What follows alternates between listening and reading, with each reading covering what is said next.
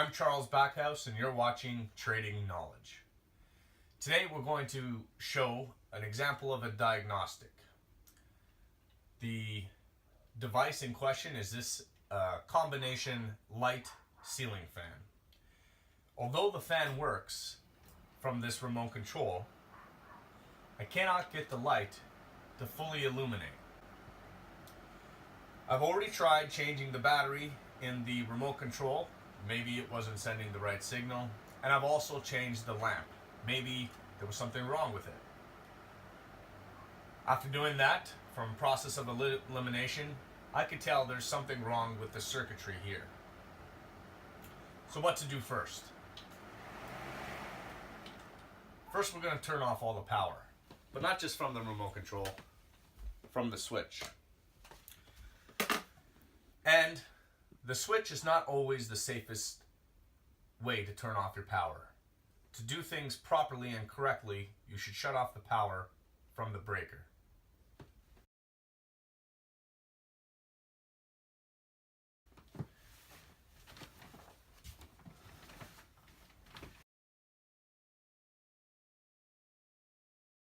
So now that we've shut off the power from the breaker, we're going to approach the electrical components of this fixture.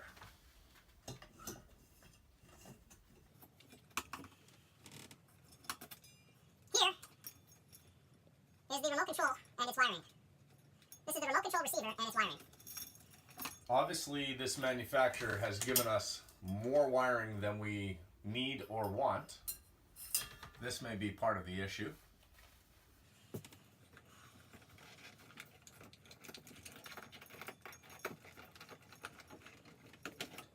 And so what I'm truly looking for here is any sign of loose connections,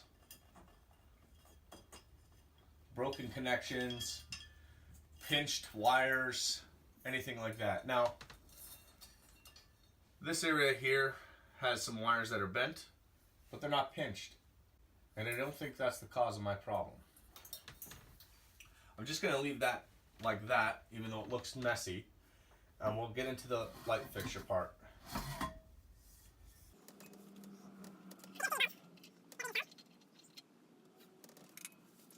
And in this area here, from here to here, there's more electrical components. This goes together in a few different pieces. I'm going to take this piece down so I can see if there's any loose connections above us.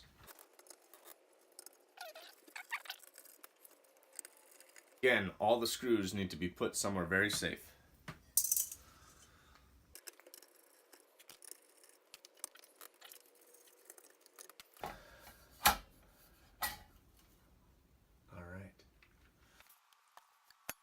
Now that I have these here are the leads to the lighting fixture part of this fan fixture combo.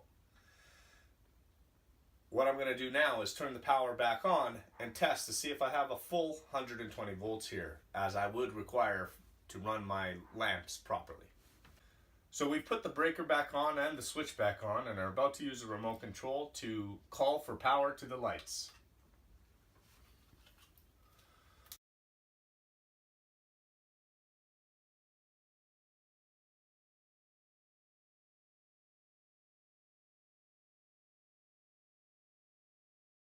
This here is a multimeter tool, an electrician's essential tool.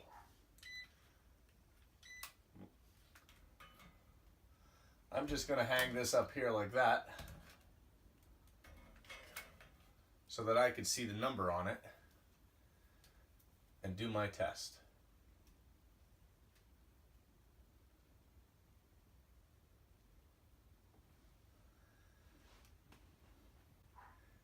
And as expected, I'm only reading 59.9 volts when I should be reading 120 volts. So there's something wrong with this fixture. It could be the remote control receiver, or we're going to dig further and see if there's any loose connections. A couple things to note when using a multimeter. Always check that you have it on the right setting. If you don't, it's basically useless. Another thing is, when you're when you're working and testing live electricity, be aware of your finger clearance. This part of the device is is an actual sensor, but it's common for electricians just to use it as a regular clip so as to free up a hand. Also, when I approach these wires, they're covered with insulation jackets until the inner point. I'm not going to go and put my finger right where I could touch bare metal that has electricity to it. If I did, you'd see me dance a little bit in a strange way.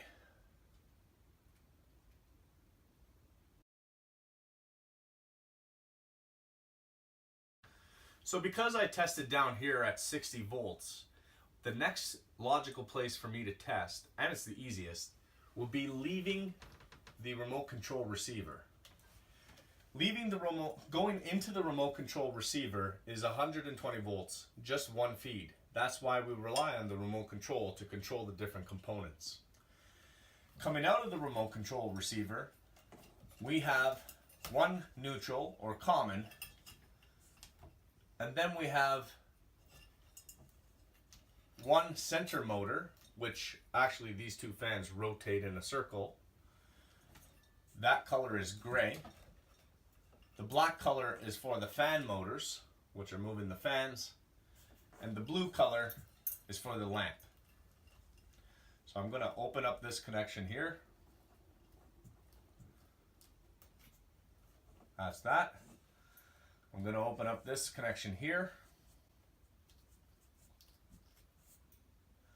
And before I put my power back on, I'm going to make sure that these connections are not touching anything metal or anything conductive, like a human body.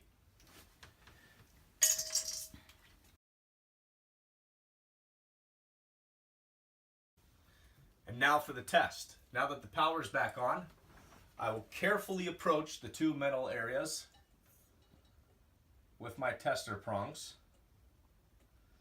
And as suspected, I'm only receiving 59 volts from the output of the remote control receiver. So what we'll have to do is remove this remote control receiver and go find a replacement receiver.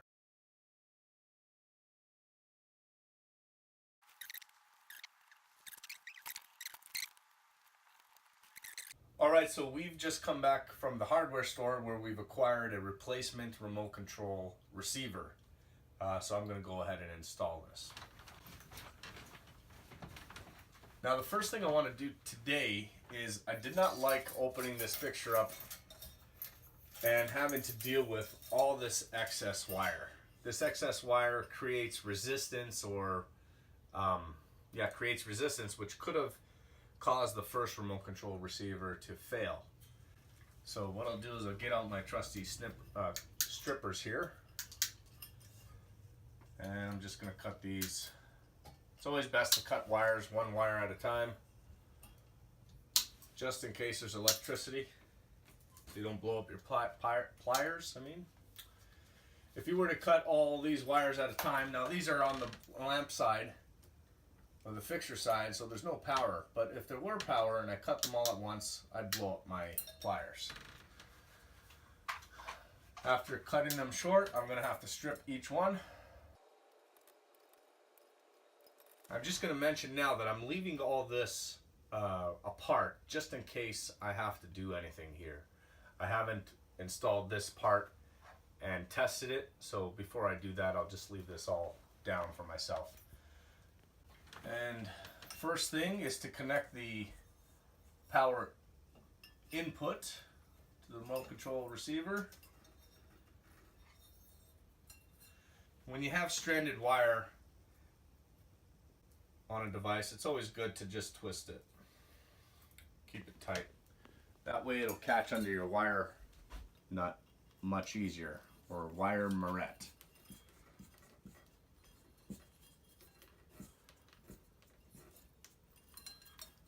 I also always do the neutral before I do the power.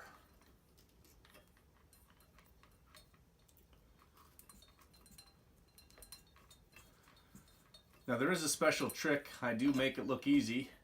getting the wire nut to catch both wires, and I may explain that in another video.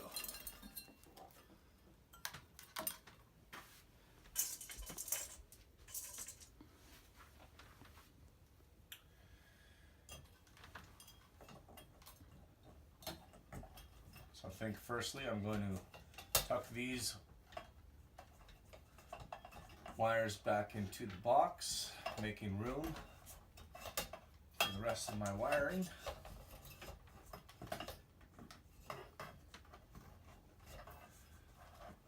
And you don't want to shove or cram wires into any box. Rather fold them into place. Okay. Now this remote control has an antenna that you can see over here in my fingers. You want to make sure that this, when you close the canopy up, this antenna is not touching or bunched up with any of the other wires. If it does, these wires, when they have electricity, can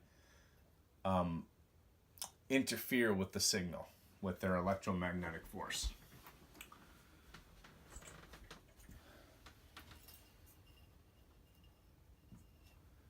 And we will just ret all the output wires of our remote control receiver, matching the correct colors with the correct colors. In wiring, wire colors speak to their purpose or use, and it's its own language.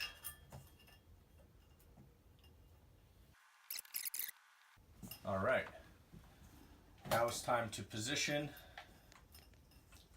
all my wires so that I can close the canopy up, and I'm going to tuck the morettes, as many as I can, back up into the box. Alright, I'm just going to make sure that these wires maybe tuck up here, and the antenna is by itself.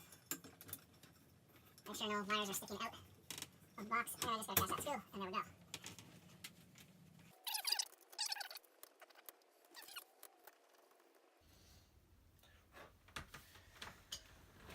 Now, if I wasn't quite confident that this is going to work, I would leave this apart, turn my breaker back on, and do a quick test. But because I am confident it's going to work, I'm just going to show you how to put it back together.